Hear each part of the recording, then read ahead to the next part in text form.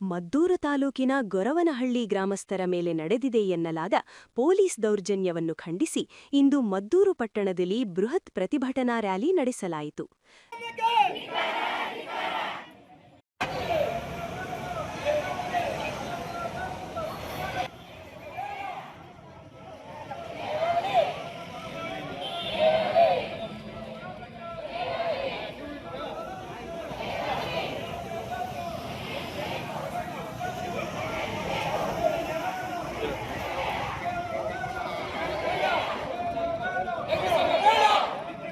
ರೈತ ಸಂಘಟನೆಗಳು ಹಾಗೂ ಗ್ರಾಮಸ್ಥರು ಒಗ್ಗೂಡಿ ಆಕ್ರೋಶ ವ್ಯಕ್ತಪಡಿಸಿದರು. ಹಿರಿಯ ರೈತ ಹೋರಾಟಗಾರ್ತಿ ಸುನಂದಾ ಜಯರಾಮ್ ಅವರ ನೇತೃತ್ವದಲ್ಲಿ ಪ್ರತಿಭಟನೆ ನಡೆಯಿತು.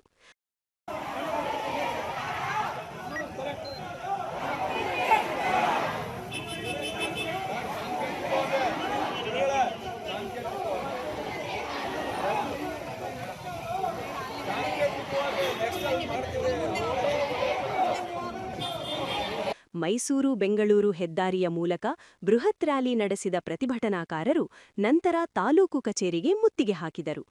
ತಾಲೂಕು ಕಚೇರಿ ಮುಂದೆ ಧರಳಿ ಕುಳಿತ ಗ್ರಾಮಸ್ಥರು ಪೊಲೀಸರ ವಿರುದ್ಧ ಘೋಷಣೆಗಳನ್ನು ಕೂಗಿ ತಮ್ಮ ಆಕ್ರೋಶ ಹೊರಹಾಕಿದರು. ವಾಪಸ್ ತಗೋಬೇಕು, ನಮಗೆ ಒಪ್ಪಿಗೆ ಇಲ್ಲ, ನೀವು ನಿಯಮ ಬಾಹಿರವಾಗಿ ಕಾನೂನು ಬಾಹಿರವಾಗಿ ತೀರ್ಮಾನ ತಗೊಂಡಿದ್ದೀರಾ, ವಿಷಯವನ್ನ ಅಜೆಂಡಾದಲ್ಲಿಟ್ಟು ತೀರ್ಮಾನ ಆಗಿಲ್ಲ ಪಂಚಾಯಿತಿಗಳಲ್ಲಿ, ಜೊತೆಗೆ ಗ್ರಾಮಸ್ಥರ ಒಪ್ಪಿಗೆನೇ ಇಲ್ಲ, ವಾರ್ಡ್ ಸಭೆ ಆಗಿಲ್ಲ, ಗ್ರಾಮ ಸಭೆಯಲ್ಲಿ ತೀರ್ಮಾನಗಳಾಗಿಲ್ಲ, ಕಾನೂನು ಬಾಹಿರವಾಗಿ ಆಗಿರುವ ಈ ಕ್ರಮವನ್ನ ನೀವು ಕೈ ಬಿಡಿ ಅಂತ ಕೇಳ್ಕೊಂಡ್ವಿ. ಅವ್ರಿಗೆ ಬಿಟ್ಟಿಲ್ಲ, ಅನಿವಾರ್ಯವಾಗಿ ಕೋರ್ಟ್ ಮೆಟ್ಟಿಗೆ ಹೋದ್ವಿ, ಹೋರಾಟಗಳನ್ನ ಮಾಡಿದ್ವಿ. ಇದೇ ಸ್ಥಳದಲ್ಲಿ ಎದುರುಗಡೆ ಬೀದಿಲಿ ಹಾದಿಲಿ ಬೇಕಾದಷ್ಟು ಹೋರಾಟ ಮಾಡಿದೀವಿ. ಗೊರವನಹಳ್ಳಿದು 69ನೇ ದಿನ, ಗೆಜ್ಜರಿಗೆರೆ ಪಂಚಾಯಿತಿದು 86ನೇ ದಿನ. ಹೀಗಾಗಿ ದಿನಗಳು ತಿಂಗಳುಗಳು ಹೋರಾಟಗಾರನಿಗೆ ಲೆಕ್ಕಕ್ಕಿಲ್ಲ. ಅದು ಶತಮಾನ ಮಾಡ್ತೀವೋ 2ನೇ ಶತಮಾನಕ್ಕೆ ಹೋಗ್ತೀವೋ ಪಂಚಾಯಿತಿ ಉಳಿವರೆಗೂ ಹೋರಾಟ ಕೈ ಬಿಡಲ್ಲ. ಇದು ನಮ್ಮ ತೀರ್ಮಾನ. ಈಗ ತಹಶೀಲ್ದಾರ್ ಅವರ ಹತ್ರ ನಾವು ಬಂದಿದ್ದು ಮತ್ತೆ ಹೋರಾಟ ಮಾಡಿಕೊಂಡು ಈ ಬಿಸಿಲಲ್ಲಿ ಹೆಣ್ಣು ಮಕ್ಕಳು, ವಯಸ್ಸಾದವರು, ನಮ್ಮ ಅಣ್ಣ ತಮ್ಮಂದ್ರು, ಹೋರಾಟ ಸಂಘಟನೆಗಳೆಲ್ಲವೂ ಯಾತಕ್ಕಾಗಿ ಬಂದಿದ್ದೀವಿ ಅಂದ್ರೆ, ಮೊನ್ನೆ ನಡೆದಂತ ಗೊರವನಹಳ್ಳಿ ನಡೆದಂತ ಘಟನೆ ಏನಿದೆ, ಅವರು ದಾಖಲೆಗಳೆಲ್ಲ ತಕ್ಕೊಂಡೋಗೋ ಅನಿವಾರ್ಯ ಅವಾಗಿರಲಿಲ್ಲ. ಯಾಕೆಂದ್ರೆ ಕೋರ್ಟಿಗೆ ಅವರು ಉತ್ತರ ಕೊಡಬೇಕಾಗಿದೆ. ಶಾಸಕರ ಕಡೆಯಿಂದ, ಸರ್ಕಾರದ ಕಡೆಯಿಂದ ಅವರ ಲಾಯರ್ಗಳ ಮೂಲಕ ಕೋರ್ಟಿನಲ್ಲಿ ಹೇಳಿಸ್ಬೇಕು, ಏನಕ್ಕಾಗಿ ನಾವು ಸೇರಿಸಿದೀವಿ, ಇದರಿಂದ ಉಪಯೋಗ ಏನು ಅಂತ ಅವರು ಹೇಳಬೇಕು. ಹೇಳ್ತಾ ಇಲ್ಲ. ಘಟನೆಗೆ ಸಂಬಂಧಿಸಿದಂತೆ ತಹಶೀಲ್ದಾರ್ ಪರಶುರಾಮ್ ಅವರಿಗೆ ಅಧಿಕೃತವಾಗಿ ಮನವಿ ಪತ್ರ ಸಲ್ಲಿಸಿ ನ್ಯಾಯ ಒದಗಿಸುವಂತೆ ರಂಜಾನ್ ಹಾಗೂ ಯುಗಾದಿ ಹಬ್ಬದ ಅಂಗವಾಗಿ ಎಐಕೆಎಂಸಿಸಿ ಹಾಗೂ ಐಯುಎಂಎಲ್ ಸಂಸ್ಥೆ ವತಿಯಿಂದ ಹಿಂದೂ ಹಾಗೂ ಮುಸ್ಲಿಂ ಕಡು ಬಡವರು, ದುರ್ಬಲ ವರ್ಗದವರನ್ನು ಗುರುತಿಸಿ ಆಹಾರ ಕಿಟ್ ವಿತರಣೆ ಮಾಡಿದರು.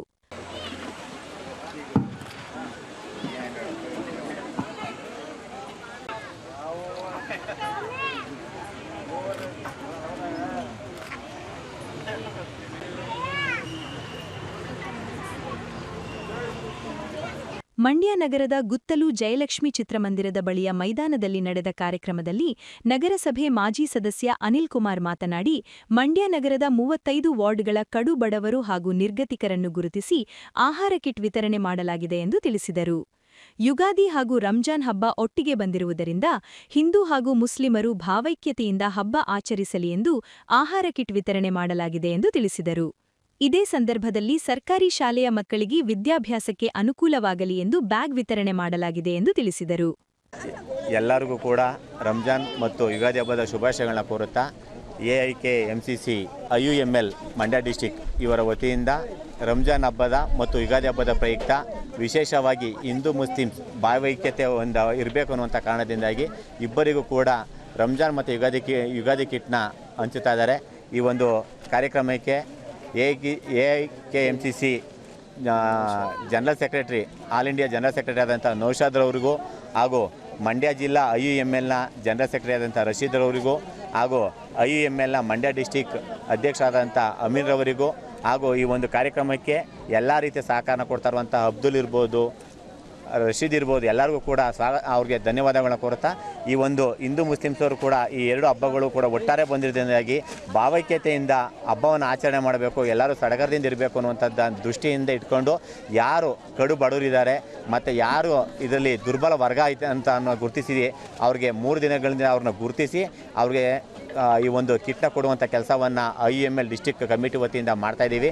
ಈ ಒಂದು ಕಾರ್ಯಕ್ರಮವನ್ನು ಯಶಸ್ವಿಯಾಗಲಿಕ್ಕೆ ಮೂಲ ಕಾರಣ ಅನ್ನುವಂಥದ್ದು ನೌಷಾದವ್ರು ಇರ್ಬೋದು, ರಶೀದವ್ರು ಇರ್ಬೋದು, ಅಮೀನವ್ರು ಇರ್ಬೋದು, ಅವರೆಲ್ಲರಿಗೂ ಕೂಡ ನಮ್ಮ ಹಿಂದೂ ಮುಸ್ಲಿಮ್ಸ್ ಭಾವೈಕ್ಯತೆ ಸಮಿತಿಯ ಪರವಾಗಿ ತುಂಬಿದ ಧನ್ಯವಾದಗಳನ್ನ ಅರ್ಪಿಸ್ತೀವಿ. ಈ ಸಂದರ್ಭದಲ್ಲಿ AIKMCC general secretary Rashid, IUML Mandya ಜಿಲ್ಲಾಧ್ಯಕ್ಷ ಅಮೀನ್, ಅಬ್ದುಲ್, ಮಂಜುಳಾ, ರಮ್ಯಾ ಸೇರಿದಂತೆ ಇತರರು ಭಾಗವಹಿಸಿದರು. ಕರ್ನಾಟಕ ರತ್ನ ಪುನೀತ್ ರಾಜ್ಕುಮಾರ್ ರವರ ಹುಟ್ಟುಹಬ್ಬದ ಅಂಗವಾಗಿ ಕರ್ನಾಟಕ ರಕ್ಷಣಾ ವೇದಿಕೆ ಪ್ರವೀಣ್ ಶೆಟ್ಟಿ ಬಣ ಮಂಡ್ಯ ಜಿಲ್ಲಾ ಘಟಕದ ವತಿಯಿಂದ ನಗರದ ಜಯಚಾಮರಾಜೇಂದ್ರ ವೃತ್ತದಲ್ಲಿರುವ ಪುನೀತ್ ರಾಜ್ಕುಮಾರ್ ರವರ ಪುತ್ಥಳಿಗೆಗೆ ಮಾಲಾರ್ಪಣೆ ಮಾಡಿದರು.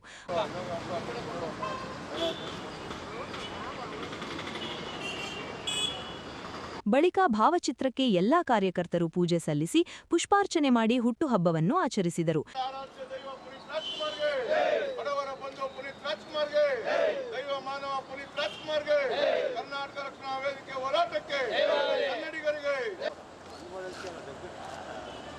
ನಂತರ ವಿದ್ಯಾರ್ಥಿಗಳಿಗೆ ಮತ್ತು ಸಾರ್ವಜನಿಕರಿಗೆ ಸಿಹಿ ಹಂಚಿ ಸಂಭ್ರಮಿಸಿದರು. ಬಳಿಕ ಮಾತನಾಡಿದ ಕರವೇ ಜಿಲ್ಲಾಧ್ಯಕ್ಷ ಅಶೋಕ್, ಪುನೀತ್ ರಾಜ್ಕುಮಾರ್ ರವರು ನಮ್ಮನ್ನು ಬಿಟ್ಟು ಹೋಗಿರಬಹುದು, ಆದರೆ ಅವರು ಎಂದಿಗೂ ಅಭಿಮಾನಿಗಳ ಹೃದಯದಲ್ಲಿ ದೇವರಾಗಿದ್ದಾರೆ. ಅವರು ಮಾಡಿರುವ ಸಾಧನೆಗಳು ಇಂದಿಗೂ ಜೀವಂತವಾಗಿದೆ ಎಂದು ಹೇಳಿದರು. ನಮ್ಮೆಲ್ಲರ ಆರಾಧ್ಯ ದೈವ ಪವರ್ ಸ್ಟಾರ್ ಪುನೀತ್ ರಾಜ್ಕುಮಾರ್ ಅವರ ಒಂದು ಹುಟ್ಟುಹಬ್ಬವನ್ನು ಸರಳವಾಗಿ ಕರ್ನಾಟಕ ರಕ್ಷಣಾ ವೇದಿಕೆ ಮಂಡ್ಯ ಜಿಲ್ಲಾ ಘಟಕ ಆಯೋಜಿಸಿದೆ. ಎಲ್ಲ ನನ್ನ ತಾಲೂಕು ಅಧ್ಯಕ್ಷರುಗಳು ಹಾಗೂ ಯುವ ಘಟಕದ ಅಧ್ಯಕ್ಷರು, ಕಾರ್ಯಕರ್ತರು, ನಮ್ಮ ಗೋಪಿ ಮಾಸ್ಟರ್, ನಮ್ಮ ಕಟ್ಟಡ ಕಾರ್ಮಿಕರ ಸಂಘದ ಅಧ್ಯಕ್ಷರಾದ ಶಿವರಾಮಣ್ಣವರು, ಎಲ್ಲ ನನ್ನ ಕರವೇ ಕುಟುಂಬ, ಚಂದ್ರು ಅವರು ಎಲ್ಲ ಸೇರಿಕೊಂಡು ಸರಳವಾಗಿ ಇವತ್ತು ನಮ್ಮ ಆರಾಧ್ಯ ದೈವ ಪವರ್ ಸ್ಟಾರ್ ಪುನೀತ್ ರಾಜ್ಕುಮಾರ್ ಅವರ ಒಂದು ಜನ್ಮದಿನವನ್ನು ಸಿಹಿ ಹಂಚುವ ಮುಖೇನ, ಪುಷ್ಪ ನಮನ ಮಾಡುವ ಮುಖೇನ ಸರಳತೆಯಿಂದ ಆಚರಣೆ ಮಾಡ್ತಾಯಿದ್ದೀವಿ. ಅವರು ಇಡೀ ವಿಶ್ವ ಕಂಡಂಥ ಒಬ್ಬ ವಿಶ್ವಮಾನವ. ಅವ್ರಿಗೆ ಮಾನ್ಯ ಪ್ರಧಾನಮಂತ್ರಿಗಳು ಭಾರತ ರತ್ನವನ್ನು ಅವ್ರಿಗೆ ಘೋಷಣೆ ಮಾಡಲಿ ಅಂತ ಕಳೆದ ವರ್ಷವೂ ಹೇಳಿದ್ದು, ಈ ವರ್ಷವೂ ಹೇಳ್ತಾ ಇದ್ದೀವಿ. ಅವರಿಗೆ ಭಾರತ ರತ್ನವನ್ನು ಕೊಡಲಿ ಅಂತೇಳಿ ನಾವು ಕರ್ನಾಟಕ ರಕ್ಷಣಾ ವೇದಿಕೆ ಮಂಡ್ಯ ಜಿಲ್ಲಾ ಪ್ರವೀಣ್ ಶೆಟ್ಟಿ ಬಣದ ಎಲ್ಲ ಕಾರ್ಯಕರ್ತರು ಆಯೋಜಿಸ್ತೀವಿ. ನಮ್ಮ ರಾಜ್ಯ ಅಧ್ಯಕ್ಷರು ಹಾಗೂ ರಾಜ್ಯ ಉಪಾಧ್ಯಕ್ಷರು ಉಮೇಶ್ ಗೌಡರು ಇವರ ನೇತೃತ್ವದಲ್ಲಿ ಮುಂದೊಂದು ದಿನ ನಾವು ಪ್ರಧಾನಮಂತ್ರಿಗಳನ್ನ ಭೇಟಿ ಮಾಡಿ ಚುನಾವಣೆಗೂ ಮುಂಚೆ ನೀವು ಪವರ್ ಸ್ಟಾರ್ ಪುನೀತ್ ರಾಜ್ಕುಮಾರ್ಗೆ ಭಾರತ ರತ್ನವನ್ನು ಘೋಷಣೆ ಮಾಡಿದ್ರೆ ಎಲ್ಲರೂ ನಾವು ನಿಮ್ಮ ಜೊತೆ ಇರ್ತೀವಿ ಅಂತೇಳಿ ಅವರಿಗೆ ಒಂದು ಮನವಿಯನ್ನು ಮಾಡ್ತೀವಿ. ಈ ಸಂದರ್ಭದಲ್ಲಿ ನಾಗರಾಜು, ಜಿಲ್ಲಾ ಉಪಾಧ್ಯಕ್ಷ ಹೊಳಲು ರಾಜಣ್ಣ, ಕಾರ್ಯದರ್ಶಿ ಮಾದೇಗೌಡ ಹೊಳಲು, ದರ್ಶನ್ ಯುವ ಘಟಕದ ಅಧ್ಯಕ್ಷ ಶಿವರಾಮ್, ಕಟ್ಟಡ ಕಾರ್ಮಿಕರ ಸಂಘದ ಅಧ್ಯಕ್ಷ ಗೋಪಿನಾಥ್, ಅರ್ಚಕರು, ರೇಣುಕಾ ಬಿ, ಮಹಿಳಾ ತಾಲೂಕು ಅಧ್ಯಕ್ಷರು ದೇವರಾಜು, ಸಂಜುಕುಮಾರ್, ಆಟೋ ಚಂದ್ರಣ್ಯ, ಮಲ್ಲೇಶ್ ಮೊದಲಾದವರು ಇದ್ದರು. ಮದ್ದೂರು ತಾಲೂಕಿನ ಗೊರವನಹಳ್ಳಿ ಗ್ರಾಮದಲ್ಲಿ ಪೊಲೀಸರ ಲಾಠಿ ಪ್ರಹಾರದ ನಂತರ ಪರಿಸ್ಥಿತಿ ತೀವ್ರ ಸ್ವರೂಪ ಪಡೆದುಕೊಂಡಿದೆ. ಗ್ರಾಮಸ್ಥರ ಮೇಲೆ ನಡೆದ ದೌರ್ಜನ್ಯದಿಂದ ಕೆರಳಿರುವ ಗ್ರಾಮದ ಹಿರಿಯರು ಮತ್ತು ಯಜಮಾನರು ಪೊಲೀಸರ ಪ್ರವೇಶವನ್ನೇ ನಿರ್ಬಂಧಿಸುವ ಮೂಲಕ ಫರ್ಮಾನು ಹೊರಡಿಸಿದ್ದಾರೆ. ಗೊರವನಹಳ್ಳಿ ಗ್ರಾಮ ಪಂಚಾಯಿತಿಯನ್ನು ಮದ್ದೂರು ನಗರಸಭೆಗೆ ಸೇರ್ಪಡೆಗೊಳಿಸುವುದನ್ನು ವಿರೋಧಿಸಿ ಕಳೆದ ಕೆಲವು ದಿನಗಳಿಂದ ಗ್ರಾಮಸ್ಥರು ನಿರಂತರ ಹೋರಾಟ ನಡೆಸುತ್ತಿದ್ದಾರೆ. ಈ ಪ್ರತಿಭಟನೆಯ ಸಂದರ್ಭದಲ್ಲಿ ಪೊಲೀಸರು ವಿನಾಕಾರಣ ಗ್ರಾಮಸ್ಥರ ಮೇಲೆ, ಅದರಲ್ಲೂ ಮುಖ್ಯವಾಗಿ ಮಹಿಳೆಯರ ಮೇಲೆ ಲಾಠಿಚಾರ್ಜ್ ನಡೆಸಿದ್ದಾರೆ ಎಂಬ ಆರೋಪ ಕೇಳಿಬಂದಿದೆ. ಈ ಪೊಲೀಸ್ ದೌರ್ಜನ್ಯ ಗ್ರಾಮಸ್ಥರ ಆಕ್ರೋಶಕ್ಕೆ ತುಪ್ಪ ಸುರಿದಂತಾಗಿದೆ. ಪೊಲೀಸರು ಗ್ರಾಮಕ್ಕೆ ಪ್ರವೇಶಿಸುವುದನ್ನು ಕಡ್ಡಾಯವಾಗಿ ನಿರ್ಬಂಧಿಸಲಾಗಿದೆ.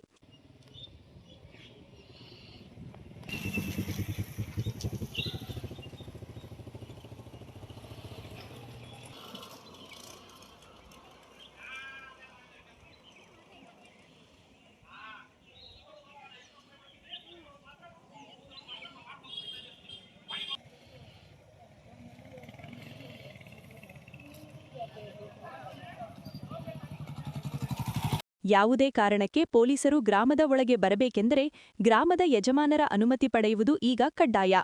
9 ಜನ ಯಜಮಾನರು ಇದ್ದೀವಿ. ನಾವೆಲ್ಲ ಕೂತ್ಕೊಂಡು ಯಾವತ್ತು ಹೋಗ್ಬೇಕು ಅಂತ 11 ಜನ ಇದ್ದೀವಿ. ಈ 11 ಜನದಲ್ಲಿ ನಾವು ಒಂದು ದಿವಸವನ್ನ ಮಾನ್ಯ ಶಾಸಕರು ಯಾವಾಗ ಸಿಗ್ತಾರೆ, ಅಥವಾ ಕಚೇರಿನಲ್ಲಿ ಸಿಗ್ತಾರಾ ಅಥವಾ ಮನೆಯಲ್ಲಿ ಸಿಗ್ತಾರಾ ಅಂತ ನೋಡ್ಕೊಂಡು ಅವರನ್ನ ಭೇಟಿ ಆಗ್ತೀವಿ ಸರ್. ಈ ಹಿಂದೆ ಶಾಸಕರು ಭೇಟಿ ಇದುವರೆಗೂ ಸಹ ನಾವು ಮಾಡಲಿಲ್ಲ. ಯಾಕೆ ಈಗ ಗ್ರಾಮ ಪಂಚಾಯತಿ ಬೇಡ ಅಂತ ಯಾಕೆ ನೀವು ಇದು ಮಾಡಿರಲಿಲ್ಲ? ಅದು ಈಗ ಪಂಚಾಯತಿನಲ್ಲಿ ಈಗಾಗಲೇ ಹೋರಾಟವನ್ನು ಇವರು ಪ್ರಾರಂಭ ಮಾಡಿ ಆಗಿರೋ ದೆಸೆಯಿಂದ ನಾವೇನು ಇದ್ರ ಬಗ್ಗೆ ಅವರು ಸಹ ಬಂದು ಈ ಹೋರಾಟಗಾರರನ್ನ ಮನವೊಲಿಸ್ತಾರೆ ಅಂತ ಅನ್ಕೊಂಡಿದ್ವಿ ನಾವು. ಆ ಹೋರಾಟಗಾರನ ಮನವೊಲಿಸಕ್ಕೆ ಅವ್ರು ಬರಲಿಲ್ಲ. ಕೊನೆಗೆ ಈಗ ಏನಪ್ಪಾ ಅಂದ್ರೆ ಏನೋ ಒಂದು ನಮ್ಮನ್ನು ಕೈ ಬಿಡ್ತಾರೆ ಅಂತ ಒಂದು ಭರವಸೆ ಇತ್ತು. ಆ ಭರವಸೆ ಹುಸಿಯಾಯ್ತು. ಈಗ ಗ್ರಾಮ ಪಂಚಾಯತಿ ಒಂದು ಹಂತದಲ್ಲಿ ಅವರು ಮುಂದೆ ಹೋಗಿ ಆ ನಂತರ ನಮ್ಮ ಹತ್ರ ಬಂದರು. ಗ್ರಾಮದ 4 ದಿಕ್ಕುಗಳಲ್ಲಿ ಈ ಆದೇಶದ ಕುರಿತು ಪ್ರಕಟಣೆ ಹೊರಡಿಸಲಾಗಿದ್ದು, ಫರ್ಮಾನು ಜಾರಿಗೊಳಿಸಲಾಗಿದೆ. ಎಳೆದು ಎತ್ತಿ ಎಸೆಯೋದು, ಆ ತಿಪ್ಪೆ ಮೇಲೂ ಎಸೆಯೋದು, ಕಲ್ ಮೇಲೂ ಎಸೆಯೋದು. ಹೆಣ್ಣು ಮಕ್ಕಳಿಗೆ 4-5 ಜನ ಕೇಟ್ ಆಗಿದೆ. ತಲೆ ಹೊಡೆದೋಗೋದು. ನಾವು MLC ಮಾಡಿಸಿದ್ವಿ, 5-6 ಜನ ಕರ್ಕೊಂಡೋಗಿ MLC ನಾವು ಅವತ್ತು ಇಮಿಡಿಯೇಟ್ಲಿ ನೀವು ಪ್ರಕರಣ ತಗೊಂಡು ಯಾಕೆ ಬಿಟ್ರು? ಮದ್ದೂರು ತಾಲೂಕಿನ ಬೆಸಗರಹಳ್ಳಿಯ ಮಾನಸ ವಿದ್ಯಾಸಂಸ್ಥೆಯ ಆವರಣದಲ್ಲಿ ಸಂಸ್ಥೆಯ ಸಂಸ್ಥಾಪಕ ಅಧ್ಯಕ್ಷರಾದ ವಿಕೆ ಜಗದೀಶ್ ರವರ 66ನೇ ಜನ್ಮದಿನದ ಹಿನ್ನೆಲೆ ಲಯನ್ ಸಂಸ್ಥೆ ಸೇರಿದಂತೆ ವಿವಿಧ ಸಂಘ ಸಂಸ್ಥೆಗಳ ಸಂಯುಕ್ತ ಆಶ್ರಯದಲ್ಲಿ ಬೃಹತ್ ಆರೋಗ್ಯ ತಪಾಸಣಾ ಶಿಬಿರವನ್ನು ಆಯೋಜಿಸಲಾಗಿತ್ತು.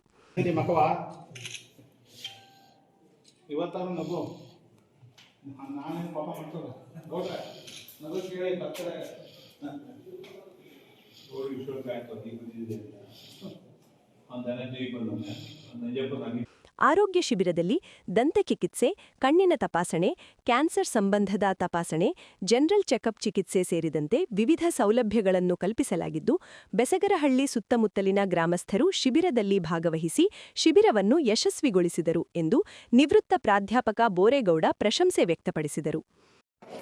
ಮಾನಸ ಎಜುಕೇಷನ್ ಟ್ರಸ್ಟ್ ವತಿಯಿಂದ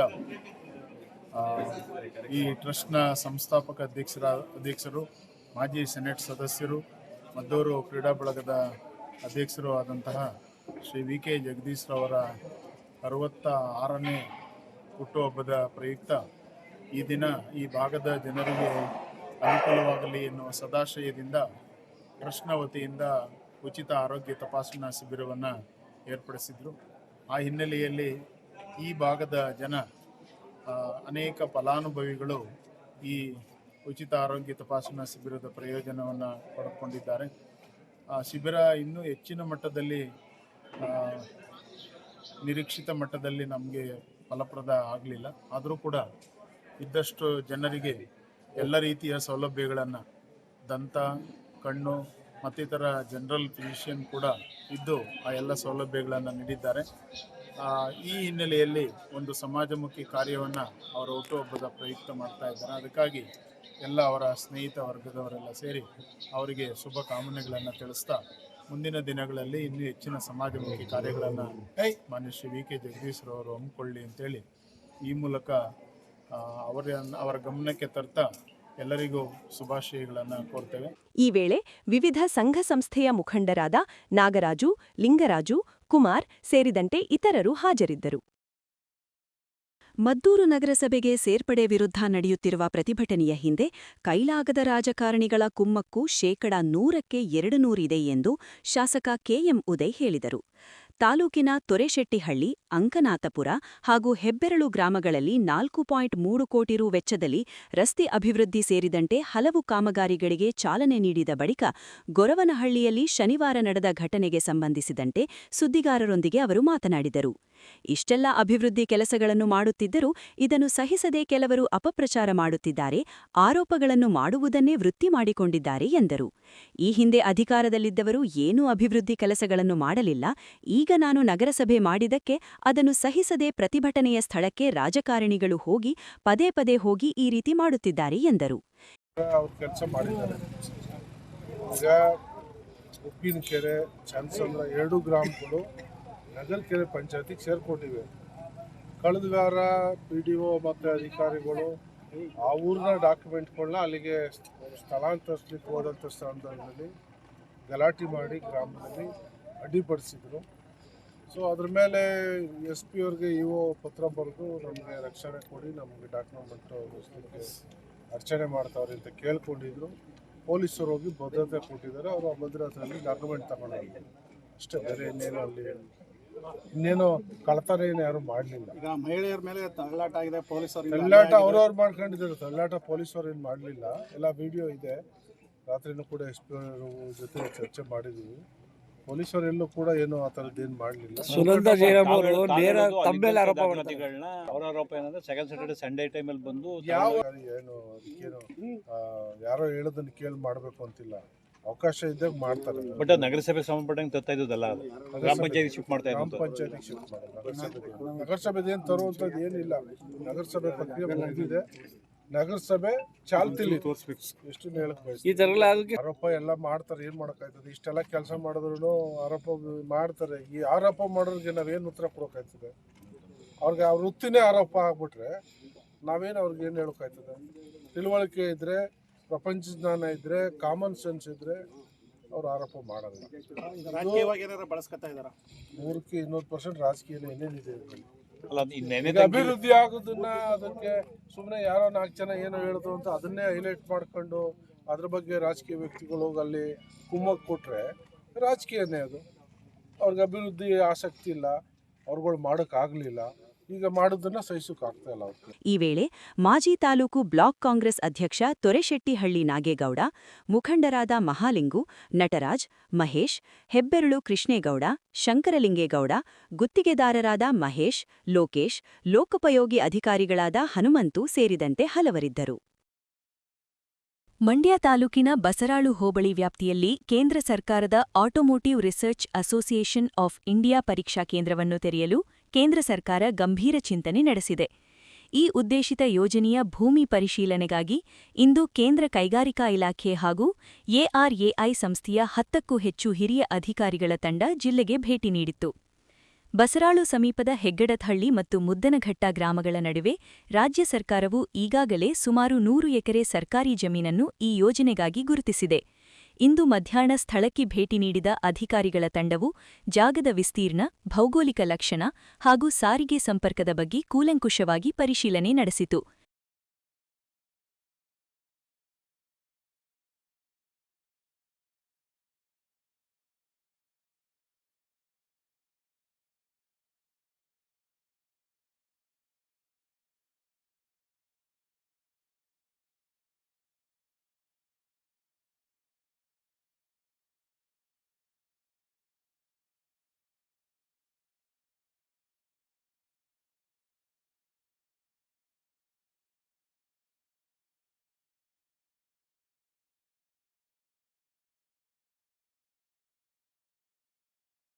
ಮಂಡ್ಯ ಜಿಲ್ಲಾಡಳಿತದ ಕಂದಾಯ ಇಲಾಖೆ ಅಧಿಕಾರಿಗಳು ಈ ವೇಳೆ ತಂಡಕ್ಕೆ ಸಾಥ್ ನೀಡಿದರು.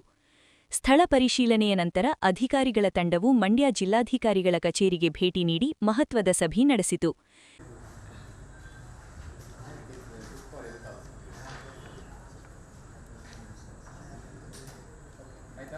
Okay sir, thank you sir.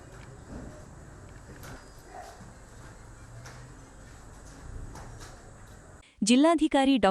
Kumar ನೇತೃತ್ವದಲ್ಲಿ ನಡೆದ ಈ ಸಭೆಯಲ್ಲಿ ಉಪವಿಭಾಗಾಧಿಕಾರಿ, ತಹಶೀಲ್ದಾರ್ ಹಾಗೂ ಭೂದಾಖಲೆಗಳ ಇಲಾಖೆಯ ಅಧಿಕಾರಿಗಳು ಪಾಲ್ಗೊಂಡಿದ್ದರು.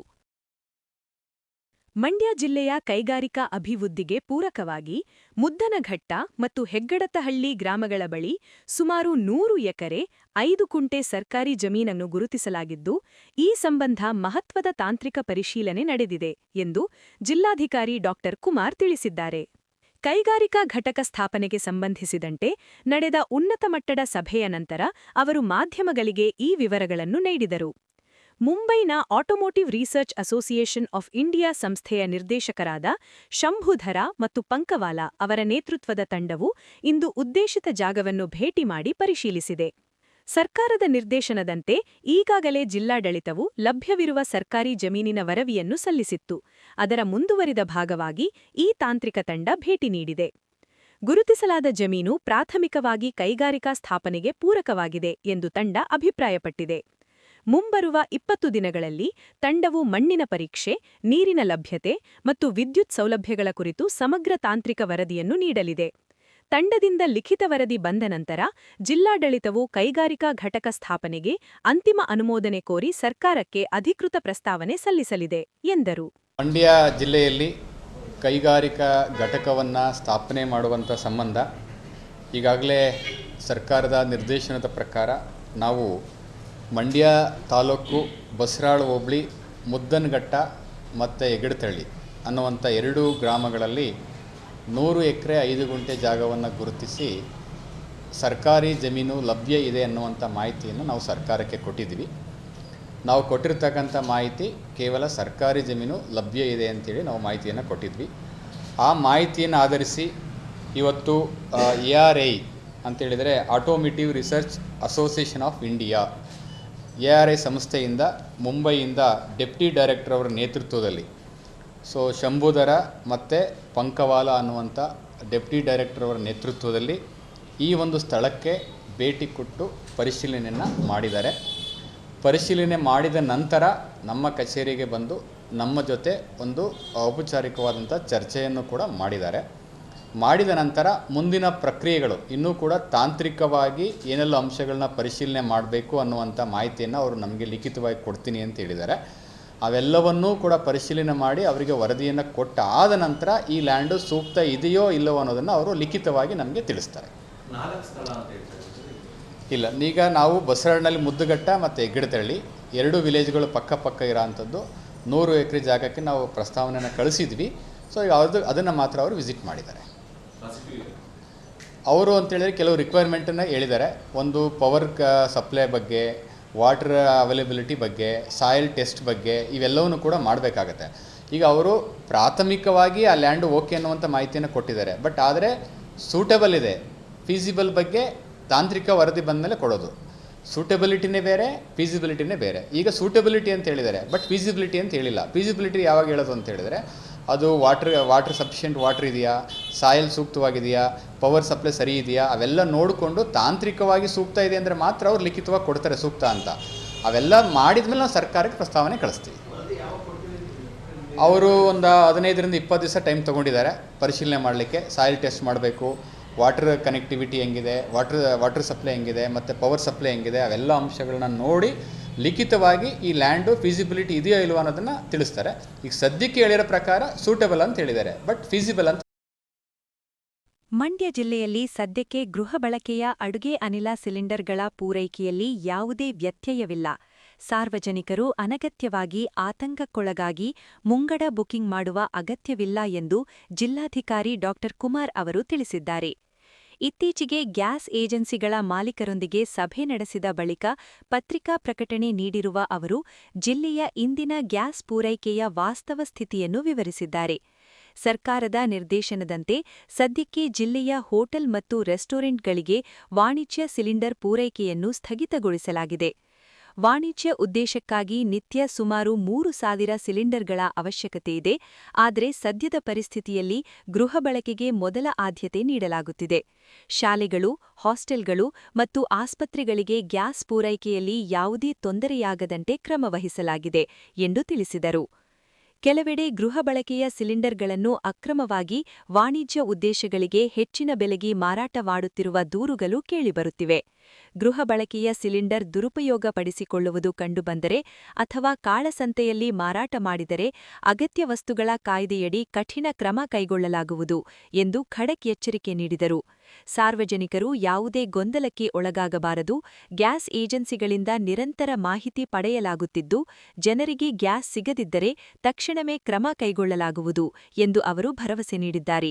ಮಧ್ಯ ಪ್ರಾಚ್ಯ ಏಷ್ಯಾ ದೇಶಗಳ ನಡುವೆ ನಡೀತಾ ಇರತಕ್ಕಂಥ ಯುದ್ಧದ ಹಿನ್ನೆಲೆಯಲ್ಲಿ ಏನು ನಮಗೆ ಅಡಿಗೆ ಅನಿಲ ಗ್ಯಾಸ್ ಬಳಕೆಗೆ ಬೇಕಾಗಿರ್ತಕ್ಕಂಥ ಅಂಶಗಳಿಗೆ ಸಂಬಂಧಪಟ್ಟಂತೆ ಎಲ್ಲ ಜನರಲ್ಲಿ ಒಂದು ಆತಂಕ ಇದೆ. ಈಗಾಗಲೇ ನಾನು ಎಲ್ಲ ಸಂಬಂಧಪಟ್ಟಂಥ ಗ್ಯಾಸ್ ಏಜೆನ್ಸಿಯವ್ರನ್ನ ಕರೆದು ಸಭೆಯನ್ನು ಕೂಡ ಮಾಡಿದ್ದೇನೆ. ಸಭೆಯನ್ನು ಮಾಡಿ ಪತ್ರಿಕಾ ಹೇಳಿಕೆಯನ್ನು ಕೂಡ ಕೊಟ್ಟಿದ್ದೇನೆ. ಅದರಲ್ಲಿ ನಮಗೆ ಬಹಳ ಮುಖ್ಯವಾಗಿ ಮೊದಲನೇ ಅಂಶ ನಾನು ಸ್ಪಷ್ಟೀಕರಣ ಮಾಡಲಿಕ್ಕೆ ಇಚ್ಛೆ ಪಡೋಂಥದ್ದು, ಯಾವುದೇ ಸಾರ್ವಜನಿಕರು ಸದ್ಯಕ್ಕೆ ಆತಂಕ ಪಡೋ ಅವಶ್ಯಕತೆ ಇಲ್ಲ. ಎರಡನೇದು, ಗ್ಯಾಸ್ ಸಿಗೋದಿಲ್ಲ ಅಂತೇಳಿ ಮುಂಗಡವಾಗಿ ಪ್ಯಾನಿಕ್ ಕಾಲನ್ನು ಬುಕ್ ಮಾಡುವ ಮೂಲಕ ಮುಂಗಡವಾಗಿ ಸಂಗ್ರಹ ಮಾಡ್ತಾ ಇರ್ತಕ್ಕಂಥದ್ದು ನಮಗೆ ತಿಳಿದು ಬಂದಿದೆ. ಅದನ್ನು ಕೂಡ ಮಾಡೋ ಅವಶ್ಯಕತೆ ಇಲ್ಲ. ಮೂರನೇದು, ನಮ್ಮ ಜಿಲ್ಲೆಗೆ ಪ್ರತಿನಿತ್ಯ ನಮ್ಮ ಒಂದು ಬೇಡಿಕೆಗೆ ಅನುಸಾರವಾಗಿ 11,800 ಗ್ಯಾಸ್ ಸಿಲಿಂಡರ್ಗಳು, ಸಿಂಗಲ್ ಗ್ಯಾಸ್ ಸಿಲಿಂಡರ್ಗಳು ಬೇಕು. ಸರಿಸುಮಾರು ನಮಗೆ 2,80,000 ಪ್ರತಿ ತಿಂಗಳಿಗೆ ಬೇಕು. ಪ್ರತಿದಿನ ನಮ್ಮ ಏನು ಗ್ಯಾಸ್ ಏಜೆನ್ಸಿಗಳಿದೆ, ನಮಗೆ 3 ಗ್ಯಾಸ್ ಏಜೆನ್ಸಿಗಳಿದೆ, ಆ 3 ಗ್ಯಾಸ್ ಏಜೆನ್ಸಿಯವ್ರನ್ನ ಕರೆದು ಸಭೆ ಮಾಡಿದ್ದೇವೆ. ನಮಗೆ 11,000 ರಿಕ್ವೈರ್ಮೆಂಟ್ ಏನಿದೆ ಅದಕ್ಕೆ ಸಂಬಂಧಪಟ್ಟಂತೆ ನಮಗೆ ಇಂಡೆಂಟನ್ನು ರೈಸ್ ಮಾಡಿ ಅವರು ಸಪ್ಲೈ ಮಾಡ್ತಾ ಇದ್ದಾರೆ. ಯಾವುದೇ ಸಮಸ್ಯೆ ಇಲ್ಲ. ಈಗಾಗಲೇ ಭಾರತ ಸರ್ಕಾರ ತೀರ್ಮಾನ ತೆಗೆದುಕೊಂಡಂತೆ ವಾಣಿಜ್ಯ ಉದ್ದೇಶಕ್ಕೆ ಹೋಟೆಲ್ಗಳಲ್ಲಿ, ಕಮರ್ಷಿಯಲ್ ಹೋಟೆಲ್ಗಳಲ್ಲಿ ವಾಣಿಜ್ಯ ಬಳಕೆಗೆ ಇರತಕ್ಕಂಥವನ್ನು ಸ್ಥಗಿತಗೊಳಿಸಬೇಕು ಅಂತ ಹೇಳಿ ಸೂಚನೆ ಕೊಟ್ಟಿರೋ ಪ್ರಕಾರ ಅದನ್ನು ಕೂಡ ಸಹಕರಿಸಬೇಕಂತ ನಾನು ಹೇಳಿದ್ದೇನೆ. ಸಾರ್ವಜನಿಕರು ಆತಂಕ ಪಡೋ ಅವಶ್ಯಕತೆ ಇಲ್ಲ. ಎರಡನೇದು, ಒಂದು ವೇಳೆ ಕೆಲವು ಕಡೆ ದೂರು ಬಂದಂಥ ಹಿನ್ನೆಲೆಯಲ್ಲಿ ಗ್ರಾಹಕರು ಏನು ಅನಿಲ ಮನೆ ಗೃಹ ಬಳಕೆಗೆ ತಗೊಂಡ್ಕೊಂಡಿರ್ತಕ್ಕಂಥ ಸಿಲಿಂಡರನ್ನು ದುರುದ್ದೇಶಪೂರ್ವಕವಾಗಿ ಹೋಟೆಲ್ಗಳಿಗೆ ಮಾರಾಟ ಮಾಡ್ತಾ ಇದ್ದಾರೆ ಅನ್ನುವಂಥ ಸುದ್ದಿಗಳು ಕೂಡ ನಮಗೆ ತಿಳಿದು ಬಂದಿದೆ. ಅಂಥವ್ರ ಮೇಲೂ ಕೂಡ ಅಗತ್ಯ ವಸ್ತುಗಳ ಕಾಯ್ದೆ ಪ್ರಕಾರ ನಾವು ಕಾನೂನು ಕ್ರಮವನ್ನು, ಕಠಿಣ ಕ್ರಮವನ್ನು ಕೈಗೊಳ್ತೇವೆ ಅನ್ನುವಂಥ ಮಾತನ್ನು ಕೂಡ ಹೇಳಿದ್ದೇವೆ. ಸಾರ್ವಜನಿಕರು ಯಾರೂ ಕೂಡ ಆತಂಕ ಪಡೋ ಅವಶ್ಯಕತೆ ಇಲ್ಲ. ಈಗ ಸದ್ಯಕ್ಕೆ ನಮಗೆ ಯಾವುದೇ ಕೊರತೆ ಇಲ್ಲ. ಈಗ ಸದ್ಯಕ್ಕೆ ಬುಕ್ಕಿಂಗ್ ಆಗ್ತಾ ಇಲ್ಲ. ಈಗ ಸರ್ಕಾರದ ಆದೇಶನೇ ಇದೆ, ಬೆಂಗಳೂರು ಮತ್ತು ಎಲ್ಲ ಕಡೆಯೂ ಕೂಡ ಕಮರ್ಷಿಯಲ್ ಉದ್ದೇಶಕ್ಕೆ, ಹೋಟೆಲ್ ರೆಸ್ಟೋರೆಂಟ್ ಉದ್ದೇಶಕ್ಕೆ ಯಾವುದೇ ಕಮರ್ಷಿಯಲ್ಗೆ ಈಗ ಕೊಡ್ತಾ ಇಲ್ಲ.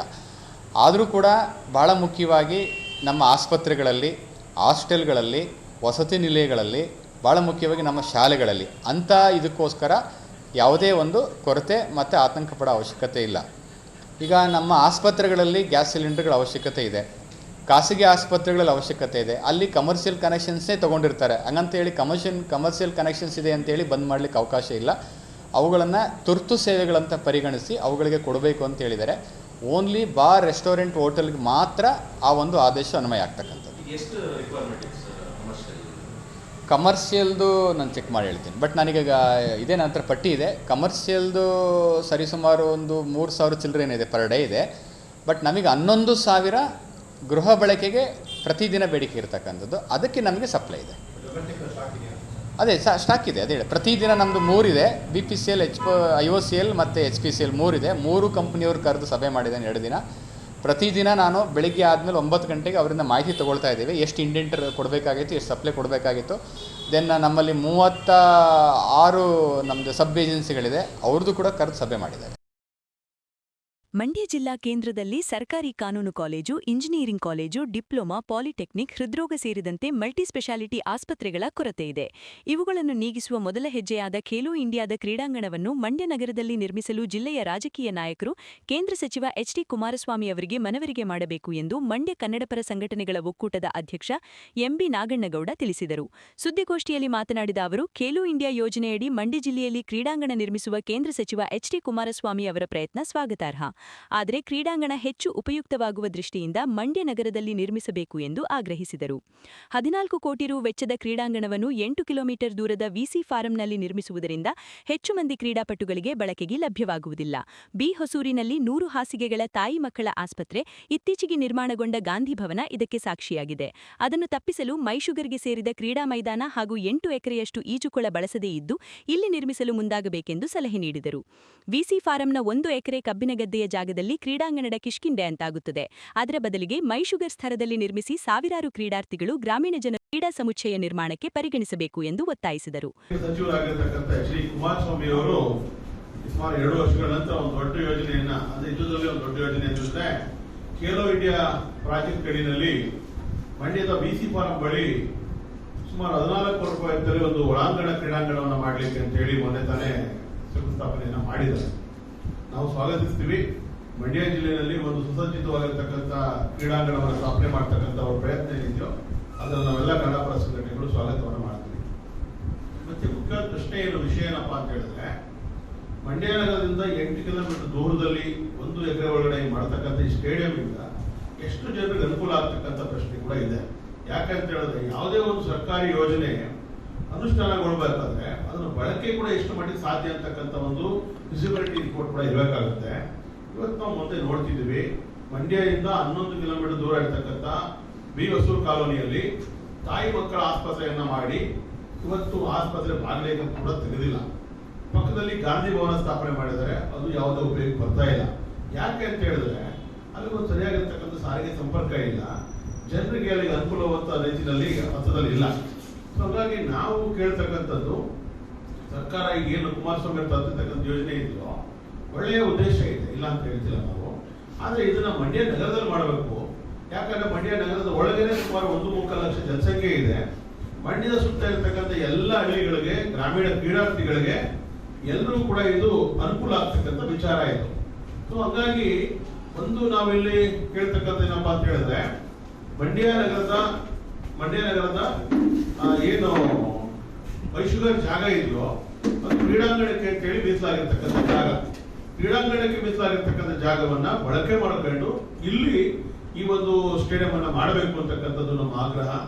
ಯಾಕಂದ್ರೆ ಈಗ ಅಲ್ಲಿ 1 ಎಕರೆ, ಅಲ್ಲಿ ಹಿಂದ್ಗಡೆ PU ಕಾಲೇಜ್ ಇದೆ, ಪ್ರೈಮರಿ ಹೈಸ್ಕೂಲ್ ಇದೆ, ಅಲ್ಲಿಯ ಕಬ್ಬನ್ ಗದ್ದೆ ಒಳಗಡೆ ಕಿಷ್ಕಿಂದವಾಗಿ ನೀವು ಸ್ಟೇಡಿಯಂ ಮಾಡೋ ಬದಲಾಗಿ ಮಂಡ್ಯ ನಗರದ ಮೈಸೂರಿಗೆ ಏನು ಕ್ರೀಡಾಂಗಣಕ್ಕೆ ಅಂತ ಇರ್ತಕ್ಕಂಥ ಜಾಗ ಇದೆಯೋ ಈ ಜಾಗವನ್ನ ಬಳಸ್ಕೊಳ್ತಕ್ಕಂಥ ಪ್ರಯತ್ನ ಆಗಬೇಕು.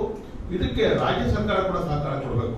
ಯಾಕಂದ್ರೆ ಇಲ್ಲಿ ಏನಾಗ್ತಿದೆ ಅಂದ್ರೆ ಎರಡು ಕೇಂದ್ರ ಮತ್ತು ರಾಜ್ಯಗಳ ನಡುವೆ ಸರಿಯಾದ ಸಮನ್ವಯತೆ ಇಲ್ಲ. ಇಲ್ಲಿ ಬಹಳಷ್ಟು ಈಗ ಹಿಂದೆ ನಾವು ನೋಡಿದ್ವಿ, 100 ಎಕರೆ ಜಮೀನು ಕೊಡಬೇಕು, ಕೈಗಾರಿಕೆ ಮಾಡ್ತೀವಿ ಅಂದಾಗ ಬರೀ ಪರಸ್ಪರ ಇಬ್ಬರು ಲೀಡರ್ಗಳು, ಎರಡೂ ಪಕ್ಷ ನಾಯಕರುಗಳು ಒಬ್ರಿಗೊಬ್ರು ವಾಗ್ದಾಳಿ ಮಾಡ್ಕೊಂಡು ಕೆಸರು ನಿಂತ್ಕೊಂಡೇ ಹೊರತು ಯಾವ ಕೈಗಾರಿಕೆನೂ ಬರಲಿಲ್ಲ, ಮತ್ತೊಂದು ಬರಲಿಲ್ಲ. ಹಂಗಾಗಿ ರಾಜ್ಯ ಸರ್ಕಾರ ಕೂಡ ಈ ವಿಚಾರದಲ್ಲಿ ಏನು ಕುಮಾರಸ್ವಾಮಿ ಅವರು ಮಾಡ್ತಿರ್ತಕ್ಕಂಥ ಪ್ರಯತ್ನವನ್ನ ಸಪೋರ್ಟ್ ಮಾಡಬೇಕು. ಅವ್ರಿಗೆ ಬೇಕಿರ್ತಕ್ಕಂಥ ಭೂಮಿಯನ್ನು ಕೊಡಿಸ್ಲಿಕ್ಕೆ ಕೆಲಸ ಮಾಡಬೇಕು. ಇಲ್ಲಿ ನೋಡಿ, ಅಲ್ಲಿ ಒಂದು ಈಜುಕೊಳ ಇದೆ, ಬ್ರಿಟಿಷ್ ಕಾಲದಲ್ಲೇ ಮಾಡಿರ್ತಕ್ಕಂಥ ಈಜುಕೊಳ ಇದೆ. ಸುಮಾರು 7-8 ಎಕರೆ ಜಾಗ ಇದೆ. ಆಕ್ಚುಲಿ RTC ಪ್ರಕಾರ 14 ಎಕರೆ ಜಾಗ ಇದೆ. ಅಲ್ಲಿ ಲಾರಿ ಸ್ಟ್ಯಾಂಡ್ ಮಾಡ್ಕೊಂಡಿದ್ದಾರೆ. ಅಲ್ಲಿ ಇವಾಗ ಆ ಕ್ರೀಡಾಂಗಣಕ್ಕೆ ಇರ್ತಕ್ಕಂಥ ಜಾಗವನ್ನು ಸದ್ಬಳಕೆ ಮಾಡ್ಕೊಂಡ್ರೆ ಮಂಡ್ಯ ನಗರ ಮತ್ತು ಸುತ್ತ ಎಲ್ಲ ಹಳ್ಳಿಗಳಿಗೂ ಅನುಕೂಲ ಆಗ್ತದೆ. ಕ್ರೀಡಾರ್ಥಿಗಳಿಗೆ ತರಬೇತಿ ಪಡಲಿಕ್ಕೆ ಅನುಕೂಲ ಆಗುತ್ತೆ ಒಂದು.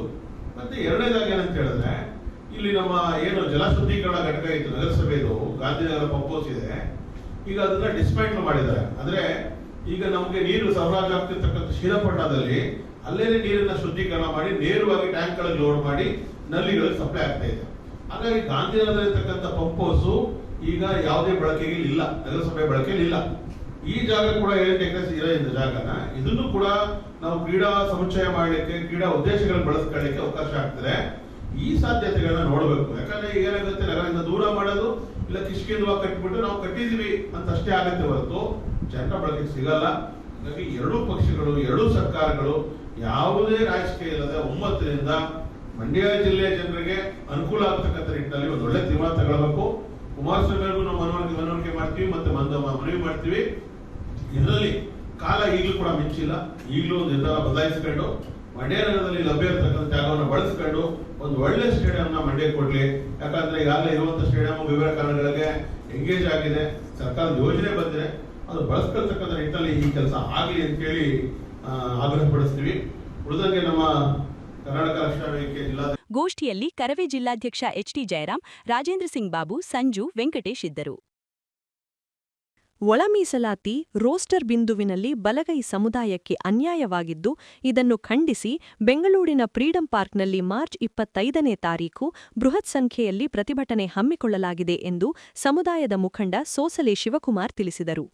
ಪಟ್ಟಣದ ಅಂಬೇಡ್ಕರ್ ಸಮುದಾಯ ಭವನದಲ್ಲಿ 10 ಟಿವಿಯೊಂದಿಗೆ ಮಾತನಾಡಿ, ವರುಣಾ ವಿಧಾನಸಭಾ ಕ್ಷೇತ್ರ ಸೇರಿದಂತೆ ಮೈಸೂರು ಹಾಗೂ ಚಾಮರಾಜನಗರ ವಿಧಾನಸಭಾ ಹಾಗೂ ಲೋಕಸಭಾ ಕ್ಷೇತ್ರಗಳಿಂದ ಬೃಹತ್ ಪ್ರಮಾಣದಲ್ಲಿ ಬಲಗೈ ಸಮುದಾಯದ ಜನತೆ ಪ್ರತಿಭಟನೆಯಲ್ಲಿ ಭಾಗವಹಿಸಲಿದ್ದಾರೆಂದರು. ನಾವು ಎಂದೆಂದೂ ಒಳ ಮೀಸಲಾತಿ ವಿರೋಧಿಗಳಲ್ಲ, ಆದರೆ ನಾಗಮೋಹನ್ ದಾಸರವರು ನೀಡಿದ ಅವೈಜ್ಞಾನಿಕ ವರದಿಯಿಂದ ನಮ್ಮ ಸಮುದಾಯ ಸಂಕಷ್ಟಕ್ಕೀಡಾಗುವ ಸಂದರ್ಭ ಬಂದಿದ್ದು, ಅದಕ್ಕಾಗಿ ನಮ್ಮ ಹೋರಾಟ ಎಂದರು. ಆಲ್ರೆಡಿ ಟಿ ನರಸೀಪುರ ಮತ್ತು ನಂಜನಗೂಡು ಮತ್ತು ಚಾಮರಾಜನಗರ, ಕೊಳ್ಳೇಗಾಲ, ಅನೂರು ಈ ಕಡೆಯಿಂದೆಲ್ಲ ನಮ್ಮ ಬಲಗೈ ಸಮುದಾಯಕ್ಕೆ ಅನ್ಯಾಯ ಆಯ್ತಿದೆ ಅಂದ್ಬಿಟ್ಟು ನಾವೀಗ ಆಲ್ರೆಡಿ ಪ್ರತಿಭಟನೆ ಹಮ್ಮಿಕೊಂಡಿದ್ದೀವಿ. ಆದರೆ ಒಳ ಮೀಸಲಾತಿನ ನಮ್ಮ ನಾಯಕರುಗಳು ಜಾರಿ ಆದರೂ ಸಹ ರೋಸ್ಟರ್ ಬಿಂದು ಅನ್ನೋದ್ರಲ್ಲಿ ನಮಗೆ ಬಲಗೈ ಸಮಾಜಕ್ಕೆ ಅನ್ಯಾಯ ಆಗಿದೆ ಅನ್ನೋದು ನಮ್ಗೆ ಕಂಡು ಬಂದಿರೋದ್ರಿಂದ ನಾವು ದಿನಾಂಕ 25/3 ಫ್ರೀಡಂ ಪಾರ್ಕ್ನಲ್ಲಿ ನಮ್ಮ ಬಲಗೈ ಸಮಾಜದ ದೊಡ್ಡದಾದ ಒಂದು ಪ್ರತಿಭಟನೆಯನ್ನು ಹಮ್ಮಿಕೊಂಡಿದ್ದೀವಿ. ಇಡೀ ನಮ್ಮ ವರ್ಣ ಕಾನ್ಸ್ಟಿಟ್ಯೂನ್ಸಿ, ಚಾಮರಾಜನಗರ, ಗುಂಡ್ಲುಪೇಟೆ ಮತ್ತು ಅನೂರು, ಕೊಳ್ಳೇಗಾಲ ಈ ಕಡೆಯಲ್ಲಿ ನಮ್ಮ ಬಲಗೈ ಸಮಾಜದವರು ಜಾಸ್ತಿ ಇರೋದ್ರಿಂದ ಎಲ್ಲರೂ ಸಹ ಮನೆಗೊಂದಾಳು ಬರಬೇಕು ಅಂತ ಈ ಮೂಲಕ ತಮ್ಮಲ್ಲಿ ಈ ಮಾಧ್ಯಮದ ಮೂಲಕ ಕೇಳ್ಕತ್ತ, ನಾವು ಯಾರಿಗೂ ಸಹ ಒಳ ಮೀಸಲಾತಿ ವಿರೋಧಿಗಳಲ್ಲ. ನಮಗೆ ಮೊದಲನೇದಾಗಿ ನಾಗಮೋಹನ್ ದಾಸ್ ಅವರು ಒಳ ಮೀಸಲಾತಿನ ಸರಿಯಾಗಿ ವರದಿ ಕೊಡೋದ್ರಲ್ಲಿ ವಿಫಲರಾಗಿದ್ದಾರೆ ಅಂತ ಹೇಳ್ತಾ, ನಮ್ಮ ಒಂದು ಬಲಗೈ ಸಮಾಜಕ್ಕೆ ಯಾವುದೇ ರೀತಿಯ ತೊಂದರೆ ಆಗಬಾರ್ದು ಅಂತ ನಮ್ಮ ಹೋರಾಟ ಹೊರತು ಎಡಗೈ ಸಮಾಜದ ವಿರುದ್ಧ ಅಲ್ಲ.